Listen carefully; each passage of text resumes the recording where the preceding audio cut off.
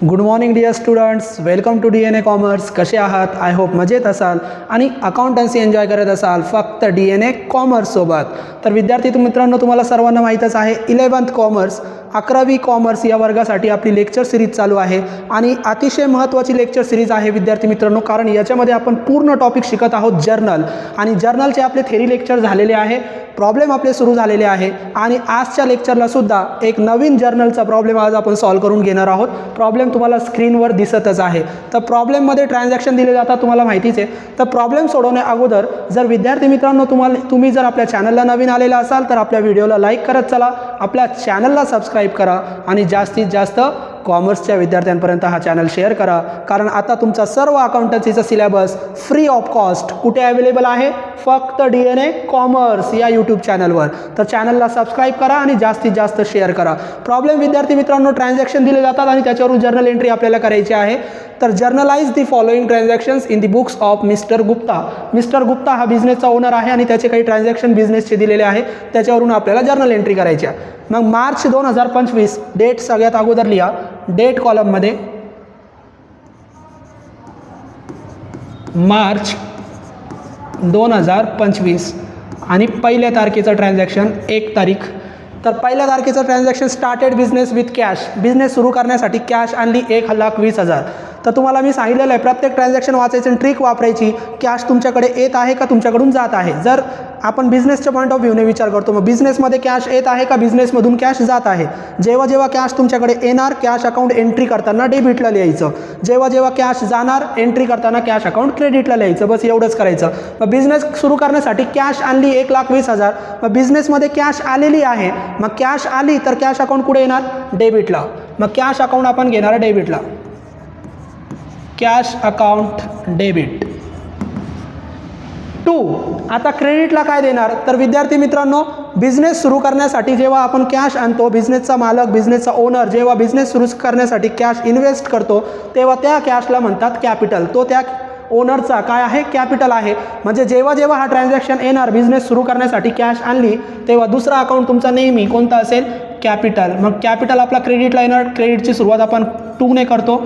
2 capital account. आणि amount दोन्ही ठिकाणी सेम 1,20,000 1,20,000. डेबिटला लिहा 1,20,000, क्रेडिटला पण तेवढीच. दोन्ही डेबिट आणि क्रेडिट दोन्ही इक्वल अमाऊंट असतात, तुम्हाला माहिती आहे. नॅरेशन लिहा. नॅरेशनची सुरुवात आपण बिंगने करतो. बिंग स्टार्टेड बिझनेस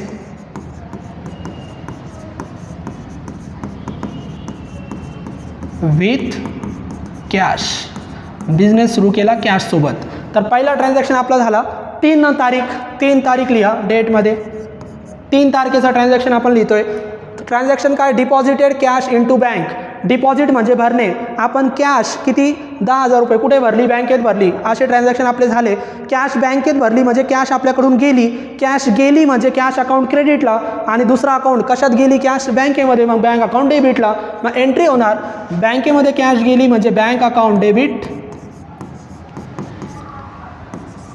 कॅश आपल्याकडून गेलेली आहे म्हणून आपण कॅश अकाउंट क्रेडिटला घेणार. 2 कॅश अकाउंट. खूप सोपे ट्रान्झॅक्शन आहे. अमाऊंट दोन्ही ठिकाणी सेम 10,000. नॅरेशनची सुरुवात आपण बिंग या शब्दाने करतो. Being deposited cash into bank. आणि नॅरेशन जर जमलं नाही तर ट्रान्झॅक्शन वाचायचं आणि जसं ट्रान्झॅक्शन दिलं तसं नॅरेशन लिहायचं. Deposited cash into bank. पुढचं 5 तारखेचं ट्रान्झॅक्शन आहे. डेटमध्ये लिहा 5 तारीख. मग 5 तारखेचं ट्रान्झॅक्शन बघा. 5 तारखेचं ट्रान्झॅक्शन एक दिलेलं आहे. परचेसचा ट्रान्झॅक्शन आहे. Purchase furniture. परचेस मी तुम्हाला शिकवलेलं आहे. परचेस आणि सेल्सच्या ट्रान्झॅक्शनमध्ये गुड्स जर खरेदी आणि विक्री केले तर परचेस आणि सेल्स अकाउंट लिहितो आपण. आणि जर असेट आल्या तर असेट अकाउंट लिहितो, परचेस आणि सेल्स अकाउंट लिहित नाही. Purchase furniture of ₹40,000 at 18% GST. GST आलं बघा विद्यार्थी मित्रांनो. GSTची इन्फॉर्मेशन सेपरेट थेरी लेक्चरमध्ये शिकवलेली आहे. GSTच्या एंट्र्या कशा करायच्या? थेरी लेक्चर जाऊन तिथं बघा 2 नंबरचं लेक्चर, तिथं तुमचं सगळं GSTच्या एंट्र्या क्लिअर होऊन जाणार. तर परचेस केल्यामुळे ट्रिक वापरणार आपण. कॅश येणार का जाणार? कॅश जाणार. मग कॅश जाणार म्हणजे कॅश अकाउंट क्रेडिटला आणि परचेस अकाउंट डेबिटला. पण परचेस अकाउंट ऐवजी आपण कोणता अकाउंट लिहिणार? फर्निचर, कारण असेट दिलं. मग furniture account debit to cash account ही एंट्री होणार. म्हणजे फर्निचर अकाउंट डेबिट.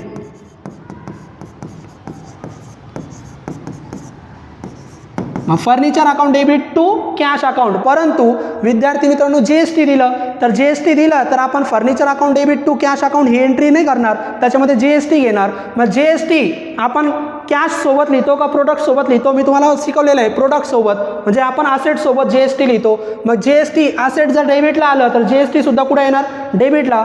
तर GST काय लिहायचं? तर 2 GST आपण चार्ज करतो. 18% GST जर दिलं तर त्याच्यापैकी 50% म्हणजे निम्मा GST CGSTला द्या आणि निम्मा GST SGST सेंट्रल GST आणि स्टेट GST 2 GST. मग असेट सोबत, असेट जर डेबिटला असेल तर डेबिटलाच लिहा आणि डेबिटला GST लिहिताना आपण कोणता शब्द लिहितो? Input GST. इनपुट कोणती GST वापरायची अगोदर? CGST account.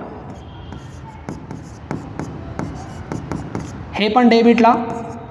आणि दुसरं इनपुट कोणता GST? SGST account. हे पण डेबिटला. आणि कॅश जाणार म्हणून कॅश क्रेडिटला टू कॅश अकाउंट. अगोदर एंट्री पूर्ण लिहून घ्यायची, नंतर अमाऊंट लिहायच्या. एंट्री लिहिली, मग आपली ओरिजिनल एंट्री होती furniture account debit to cash account, परंतु GST दिलं तर मध्ये 2 GST घ्यायच्या, CGST आणि SGST. आता फर्निचरची अमाऊंट फर्निचरच्या ठिकाणी लिहा. फर्निचर आहे 40,000. फर्निचर आहे 40,000. आता फर्निचर 40,000 आहे. इनपुट GST तर CGST आणि SGST किती वापरायचे? 50 अर्धे. मग टोटल GST 18, त्याच्यापैकी 9% CGST, 9% SGST. मग 40,000चे 9% काढायचे. मग 40,000 मधून 2 झिरो जर कट केले, 2 झिरो जर कट केले तर किती राहतात? 400. 400 म्हणजे 1%. आपल्याला किती टक्के पाहिजे? 9. मग 400 गुणिले 9 करा. 9 चोक 36 म्हणजे किती येणार? 3,600. तुमचं मॅथ पक्क पाहिजे, लगेच करता आलं पाहिजे. मग 3,600 हे 9%. तेवढेच 9% कशाला द्यायचे? SGSTला. मग त्याला पण 3,600. आणि GST सोबत तुम्ही कॅश आता देणार. 40 प्लस हे डेबिटचे 3 आणि 3 6 आणि हे 1200, 7,200 आणि हे 40, 47,200. विद्यार्थी मित्रांनो डेबिट आणि क्रेडिटची टोटल मॅच झाली पाहिजे. मग क्रेडिटला कॅश अकाउंट किती? 47,200. नॅरेशन लिहा. बिंग फर्निचर परचेस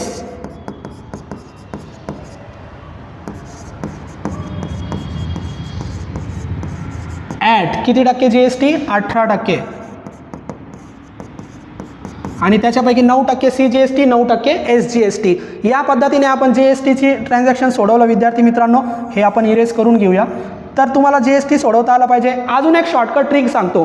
परचेसच्या ट्रान्झॅक्शनमध्ये GST जर दिली तर CGST SGST डेबिटलाच घ्यायचे आणि सेल्सच्या ट्रान्झॅक्शनमध्ये GST आली तर CGST SGST क्रेडिटला घ्यायचे. ते पण मी थेरी लेक्चरमध्ये शिकवले. मग परचेसचा ट्रान्झॅक्शन होता, CGST SGST कुठं आले? डेबिटला आले, वस्तूसोबत. कॅशसोबत GST येत नाही. पुढचा ट्रान्झॅक्शन रेंट पेड म्हणजे देणे. रेंट दिलं, भाडं दिलं, कॅश येणार का जाणार? जाणार. मग कॅश क्रेडिटला, रेंट डेबिटला. करा 8 तारीख. मग रेंट अकाउंट डेबिट. हे सोपे ट्रान्झॅक्शन तर तुम्हाला लगेच आले पाहिजे. Rent account debit to cash account. Narration being rent paid केलं आपण, रेंट पेड. आणि किती रेंट पेड केलं त्याची अमाऊंट लिहा 3,000. मग रेंटची अमाऊंट लिहा 3,000 डेबिटला, 3,000 क्रेडिटला. डेबिट आणि क्रेडिट इक्वल असले पाहिजे, कमी जास्त नाही. त्याच्यानंतर 8 तारीख झाली. 8 तारखेनंतर 10 तारीख. मग 10 तारखेचा व्यवहार लिहा. डेटमध्ये 10 तारीख. मग 10 तारखेला काय दिलं? Sold goods. सोल्डचा व्यवहार आहे, सोल्ड विकणे. वस्तू विकल्यामुळे कॅश येणार का जाणार? कॅश येणार. मग कॅश अकाउंट डेबिटला, सेल अकाउंट क्रेडिटला. कारण गुड्स आहे, गुड्स आलं तर सेल्स अकाउंट वापरायचं, असेट आलं तर असेट अकाउंट. मग goods to Rahul 8,000 on credit. व्यवहार उधारीचा आहे, क्रेडिट सांगितलं. मग क्रेडिट असलं तर तुम्हाला शिकवलेलं आहे, क्रेडिट असलं तर व्यक्तीचं नाव वापरायचं कॅश ऐवजी. मग सेल्स केल्यामुळे कॅश येणार म्हणजे cash account debit to sales account. मग कॅश अकाउंट डेबिटला घेण्याऐवजी व्यवहार उधारीचा आहे तर कॅश ऐवजी काय घ्यायचं? Rahul account debit. मग कॅश ऐवजी राहुल अकाउंट डेबिट लिहा. राहुल अकाउंट डेबिट कारण व्यवहार क्रेडिटमध्ये आहे. To sales account. वस्तू विकल्या, सेल्स अकाउंट नेहमी क्रेडिटला जाणार. To sales account. कितीच्या विकल्या? 8,000. मग डेबिटला लिहा 8,000, क्रेडिटला लिहा 8,000. Narration being sold goods on credit. वस्तू उधारीवर विकल्या असं पण लिहू शकता तुम्ही. Being sold goods to Rahul on credit. तर व्यवहार झाला. आता जर उधारीवर नसता तर आपला कॅश अकाउंट आलं असतं व्यक्तीच्या ऐवजी, कारण कॅश येणार आहे. Cash account debit to sales account. त्याच्यानंतर पुढचं ट्रान्झॅक्शन 10 तारखेनंतर 14 तारीख. मग 14 तारखेचं ट्रान्झॅक्शन लिहा. डेटमध्ये 14 तारीख. परचेस गुड्स, आता सेल ऐवजी परचेस आहे. From Ram 20,000 on credit. हा पण उधारीचा आहे. बघा सेलचा ट्रान्झॅक्शन उधारीचा झाला. आता परचेसचा. परचेस केल्यामुळे ट्रिक तीच वापरायची. कॅश येणार का जाणार? परचेस केल्यामुळे कॅश जाणार. मग कॅश अकाउंट क्रेडिट आणि परचेस अकाउंट डेबिट, कारण गुड्स सांगितले. असेट असले तर असेट अकाउंट घेतो आपण. मग परचेस अकाउंट डेबिट आणि कॅश अकाउंट क्रेडिट. मग लिहा purchase account debit. Purchase account debit to. आता फक्त कॅश ऐवजी उधारीचा व्यवहार आहे तर उधारीच्या व्यवहारामध्ये कॅश नाही घेत आपण. कॅश ऐवजी व्यक्तीचं नाव, कुणाला विकलं? रामला. मग कॅश ऐवजी to Ram account. To Ram account. Amount बघा, अमाऊंट आहे 20,000. मग इथे लिहा डेबिटमध्ये 20,000, क्रेडिटमध्ये 20,000. Narration being purchase goods on credit. उधारीवर व्यवहार वस्तू खरेदी केल्या. Purchase goods on credit. बघा उधारीचा व्यवहार सेलचा असेल तर सेल क्रेडिटला जातो, पण उधारीचा व्यवहार परचेसचा असेल तर परचेस डेबिटला जातो. आणि दुसरा अकाउंट कॅश ऐवजी व्यक्तीचं नाव. असं पण ट्रिक लक्षात घेऊ शकतात. जागा थोडी ॲडजस्ट करून घेऊ. अजून भरपूर ट्रान्झॅक्शन आपले बाकी आहे. हां, पुढचं ट्रान्झॅक्शन सोडूया विद्यार्थी मित्रांनो. 14 नंतर 18 तारखेचा व्यवहार दिला आहे. म्हणजे 18 तारीख. मग 18 तारखेला काय दिलं? 1,000 withdraw by mister Gupta for his personal use. Withdraw म्हणजे काढणे. मग मिस्टर गुप्ताने 1,000 रुपये काढले त्याच्या पर्सनल यूजसाठी, वैयक्तिक वापरासाठी. तुम्हाला माहिती आहे मिस्टर गुप्ता आपला ओनर आहे. मग ओनर जेव्हा स्वतःच्या वापरासाठी, स्वतः पर्सनल यूजसाठी पैसे वापरतो तेव्हा त्याला म्हणतात ड्रॉईंग, म्हणजे जर्नल एंट्रीमध्ये येणारं ड्रॉईंग अकाउंट. आणि त्याने बिझनेसमधून ते पैसे काढले म्हणजे बिझनेसची कॅश येणार का जाणार? जाणार. मग कॅश जाणार म्हणजे कॅश अकाउंट क्रेडिट आणि ड्रॉईंग अकाउंट डेबिट. प्रत्येक वेळेस हीच एंट्री करायची. मग drawing account debit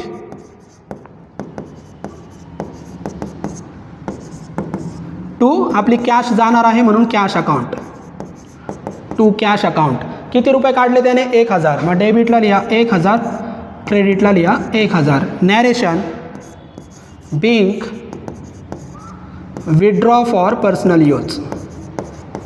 withdraw for personal use.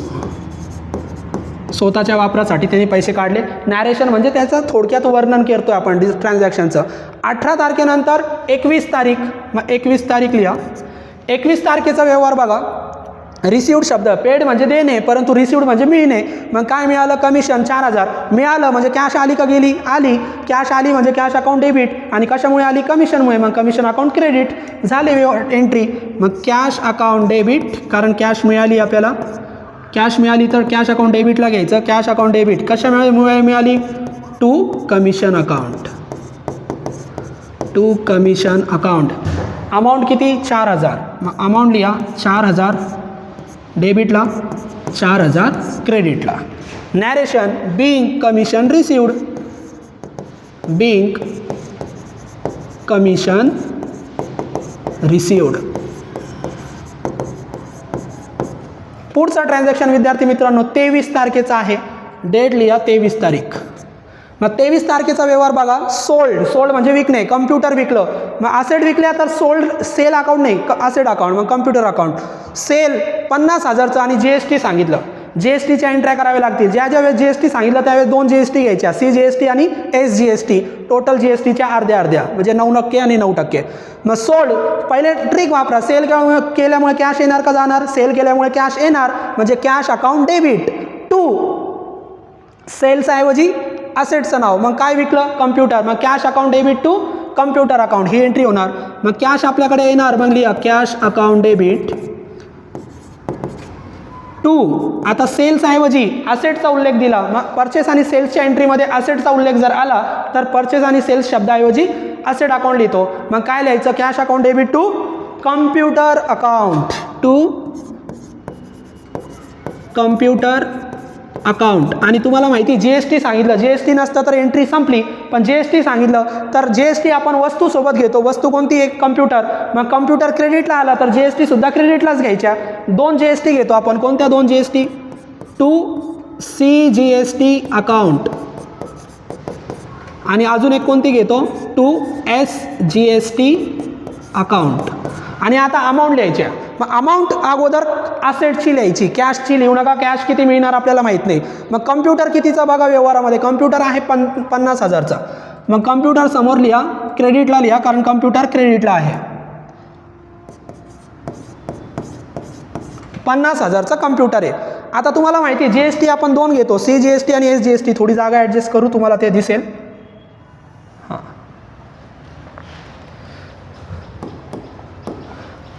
तर 50,000चा कम्प्युटर आहे, त्याच्यापैकी 18% GST वापरायची. मग 18पैकी 9% CGSTला आणि 9% SGSTला.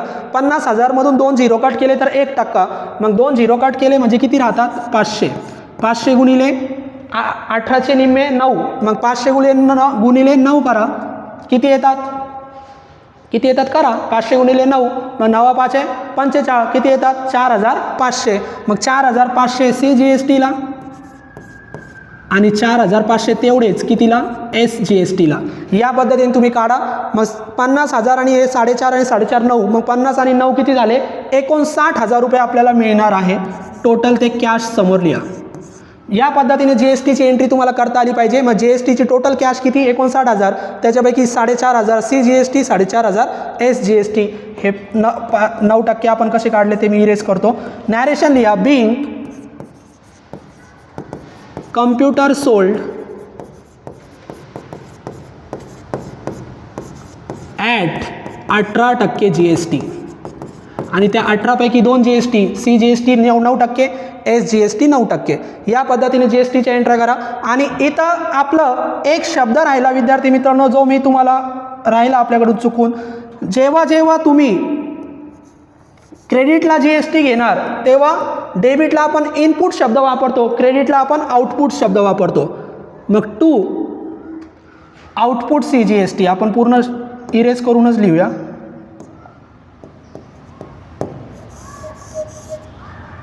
आउटपुट शब्द लावायचा आपला राहिला. To output CGST account. आणि याला पण म्हणायचं टू आउटपुट SGST अकाउंट. म्हणजे CGST अकाउंट SGST अकाउंट लिहिलं तरी चालतं जसं आपण लिहिलं होतं, परंतु आउटपुट शब्द अटॅच करत चला. डेबिटला GST आली तर इनपुट शब्द लिहितात आणि क्रेडिटला GST आली तर आउटपुट शब्द लिहितात. अजून एक ट्रिक, परचेसच्या ट्रान्झॅक्शनमध्ये GST जर आली तर डेबिटला GST येते इनपुट आणि सेल्सच्या ट्रान्झॅक्शनमध्ये GST आली तर क्रेडिटला GST येते आउटपुट. हे एक लक्षात घ्या. बघा, हा व्यवहार परचेसचा होता, डेबिटला GST आली. हा व्यवहार क्रेडिटचा सेलचा होता, क्रेडिटला GST आली. जागा आपण ॲडजस्ट करून घेऊ. शेवटचा एक ट्रान्झॅक्शन राहिला विद्यार्थी मित्रांनो. शेवटचा ट्रान्झॅक्शन वाचा. Received ₹5,000 from Nisha by cheque. Received म्हणजे मिळणे, 5,000 रुपये मिळाले, कॅश आली. मग कॅश आली तर कॅश अकाउंट डेबिट. कुणाकडून मिळाली? Nisha. Cash account debit to Nisha account. किती तारीख?